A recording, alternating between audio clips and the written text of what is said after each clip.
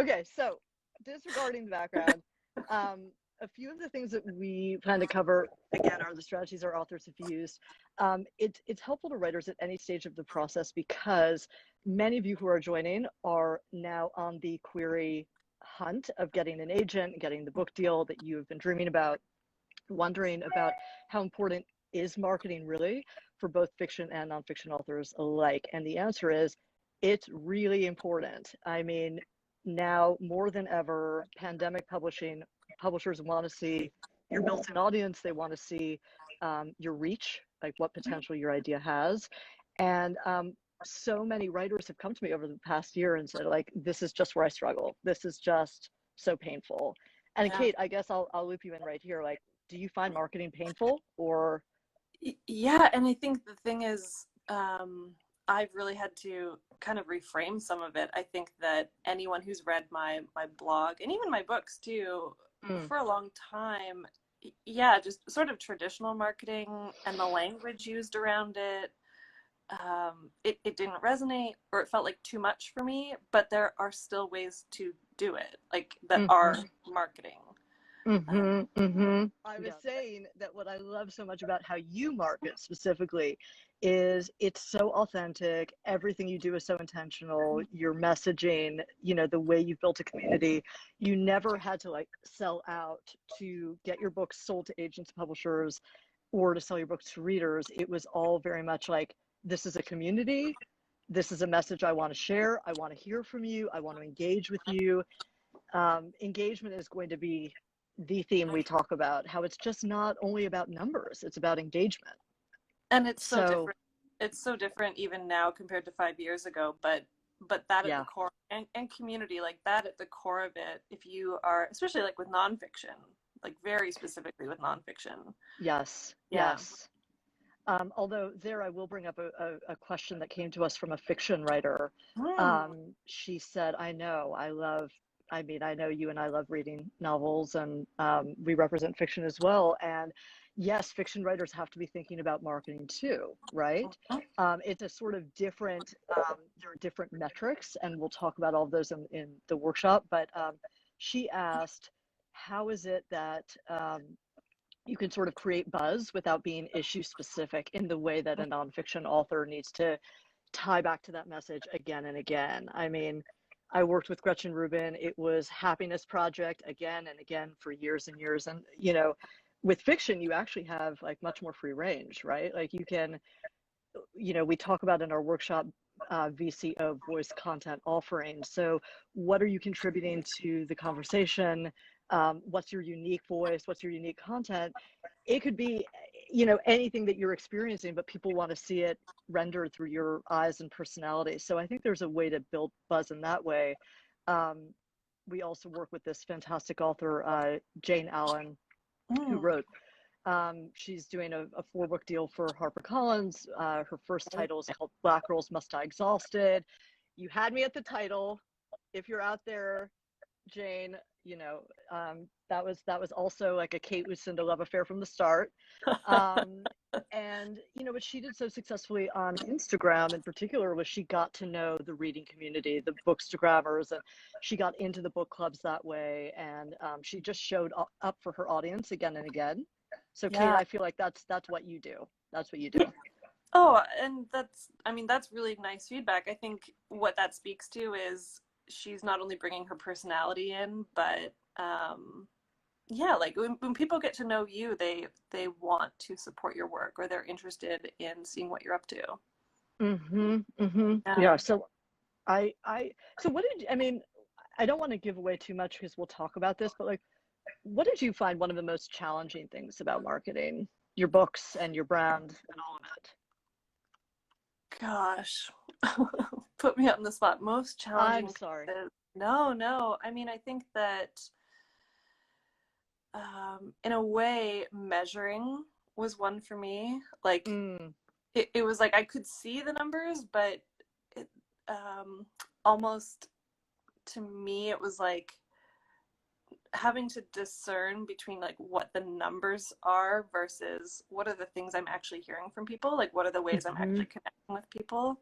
There's something in the numbers, and then Yeah, I would say probably when people, oh gosh, here's like the real answer. Like when people suggest things for you to do that just your gut instinct is, that's not going to work for me. Like that's just not going for Mm, me. And trusting that your gut instinct on that is okay, as long as you have other ideas and other things that you are going to yes. do, but that Yes. you don't have to do everything that is suggested to you. I love that point, and I saw you do that so wonderfully in your publishing relationships, which, not every author handles publishing relationships as beautifully, as delicately as you do. And it'd be like, hey, do this, do that, write this content, and you would just sort of say, that doesn't feel authentic to me in my mission, but like here's an idea. So I'm like remembering this as we speak, but Mm. I remember when Black Lives Matter was going on, you were thinking this is about a different story right now. This is not about my book promotion.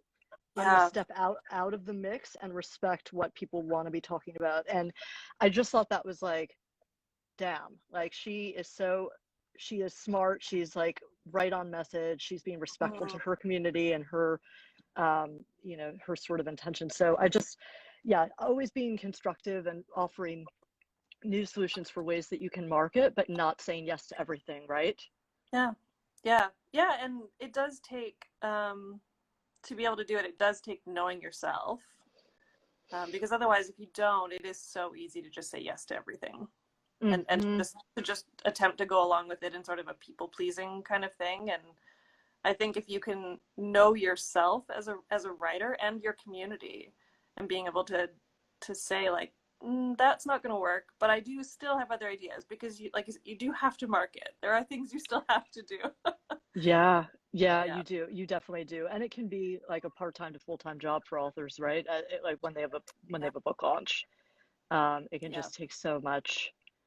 And that's, I mean, I guess that's something we'll also talk about in the workshop of, how to spend your time strategically, because there's social media, Mm. a lot, I guess a lot of people come to me thinking they need all of this major publicity in advance of getting their book Mm. sold to agent, well, to a publisher, or even once their book is out. And in our experience, like social conversations can actually drum up, just as many book sales. Yep. Podcast interviews can be really effective. So, another thing we want to talk about in this workshop is, like do's and don'ts, things to not spend your time and energy and money on. So, Yep. And um, yes, and we'll talk about money. yes, we'll talk about, of course. Um, so anyway, I don't know if there's more for me to say before we, or you to say before we take questions from people. Hopefully, I'll figure out how to do that. But it's going to be an amazing time, and I just think that Mm. getting in the room with I found that the writers who join our workshops are super collaborative, and there always tend to be these like trends of what they're working on that intersect. So people have ideas for each other, and you're sort of Mm. you're building your book launch team like in these workshops. These are people that I hope are going to support you through the arc of your career as an author, and you're certainly going to have my support, right? If I'm, I get pretty invested in the writers that I'm speaking with. So um, anyway, I guess I'm so excited. I'm I'm excited so to do this excited and too. to meet the people who are joining us. I'm so excited to be able to Yes, connect with them. I got a message actually from one of them, maybe a week or two ago, saying she's really looking forward to it. So yeah, it'll be nice. great, I think good. the Q&A piece feels important too. Just like that, it will be like lots of time for Q&A, especially with a smaller Yes, group. There's real time to get into it. yes, Yep. yes, yes. I can't wait another minute. Um, so do we have questions? I see a question in the question box. Mm. Um, yeah, so someone has said, why did we decide to name it What Takes a Village? What do we mean by that? I'm so glad that that was raised. Mm. So it actually came to us from a writer who has been in Mm. these workshops, and she said, you have this line that you always use about marketing called "It takes a village," and Cait, maybe you relate to this, maybe you don't. I feel like it takes a village to launch a successful book, right? It's like it's bringing your baby out into the world. You have to have so many people who have their hands on deck. So that was our thinking about it, like how to build that village authentically and organically. But does that phrase mean anything to you? Did you also feel that way, or did you feel like you were alone in the room, like in the ivory tower, doing everything yourself? No. Certainly not alone. Not alone. Good, no, I think that, you know, first of all, from our relationship, like that's the beginning of it. And then like your publishing experience isn't just with your editor, it's with everyone, right? Design, marketing, sales, foreign right. Like there's so many relationships that happen there. Yeah. But at the end of the day too, that's a team of people who are sort of working to create your book and put it out in the world.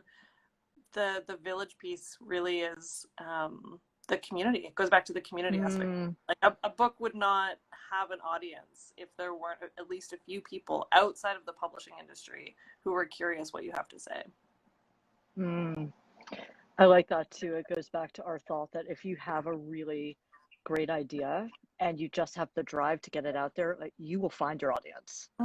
You know, we believe in that. It's not about buying numbers on, you know, Twitter. It's about like really knowing that you have, right? Oh no. No. We are not advocating for that. We don't buy things. Oh my gosh. Okay. So, you know, here's another good question. So in today's market, when querying, what do agents expect to see in terms of a marketing plan? Yeah, that's such a good question. So if you've queried us before, you know that I don't have like a template for a form that I'm like, this did not meet my form, I will not consider it.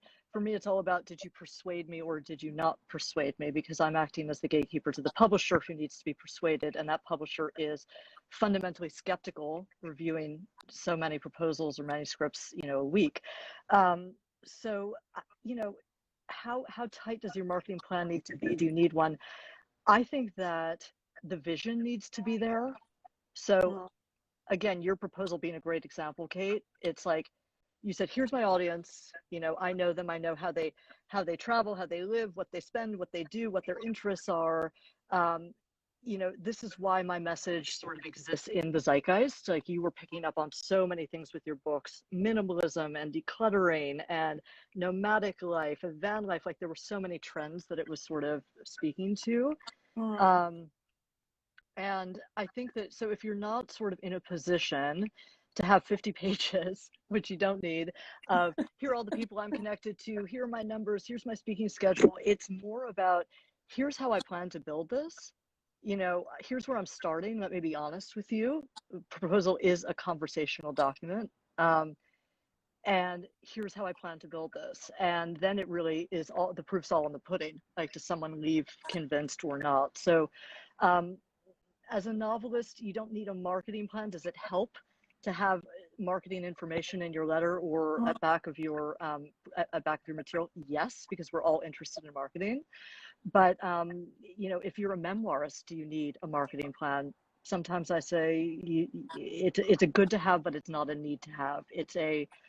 The writing should sing in both of those genres. And if it sings and the idea is there, then the reach that publishers need to envision is easier to see.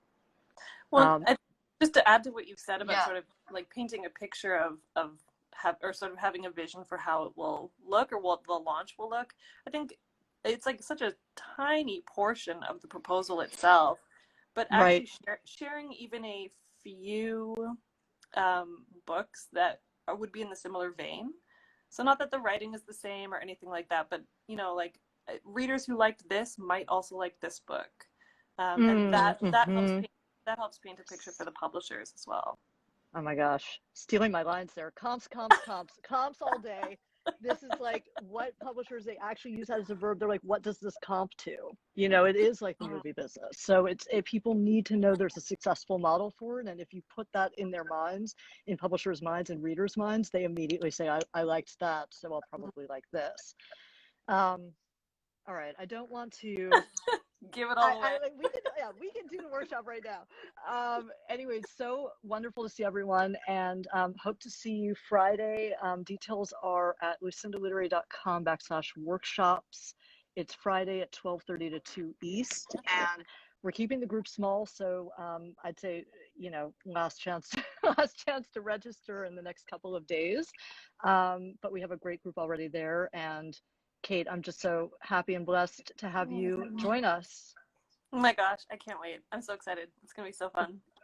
Okay, guys. See everyone soon. Bye. Bye.